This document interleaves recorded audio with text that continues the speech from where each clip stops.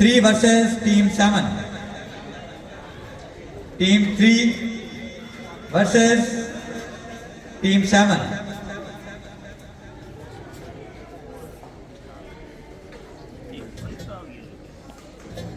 जी बेटा टीम 3, पहला सवाल बेटा आपसे टीम 3 से। इकबाल के घर का हिसाब किताब किसके पास रहता था? अली बख्श के पास है। अली बख्श के पास, शाबाश। अगला सवाल, 1924 में इकबाल की कौन सी किताब शाये हुई थी? बहुत आसान सवाल है। बांगे दरा। बांगे दरा, शाबाश। और तीसरा सवाल, आप इकबाल की बेटियों के नाम बताएं। Time start. Miraj Begum and Meera Bano. शाबाश, Miraj Begum, Meera Bano. Excellent, well played. Team 7 बेटा, इकबाल हमेशा देर से आता है, ऐसा इकबाल ने किस उस्ताद से कहा था? सैयद मीर हसन। सैयद मीर हसन साहब से, शाबाश।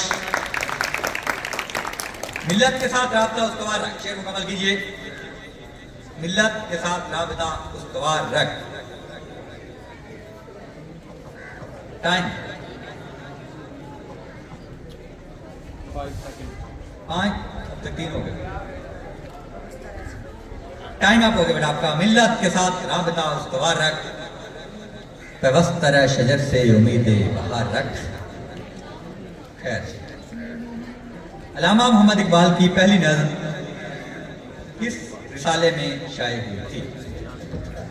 इकबाल की पहली नज़्म किस रिसाले में शाये हुई? Time starts.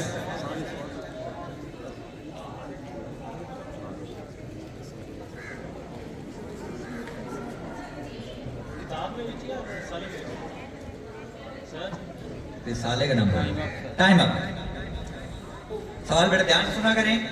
बारहा आपको यही कहा जाता है कि सवाल पर ध्यान दिया करें, जवाब से ज्यादा सवाल अहम होता है। इस बात का हमेशा ख्याल रखा करें।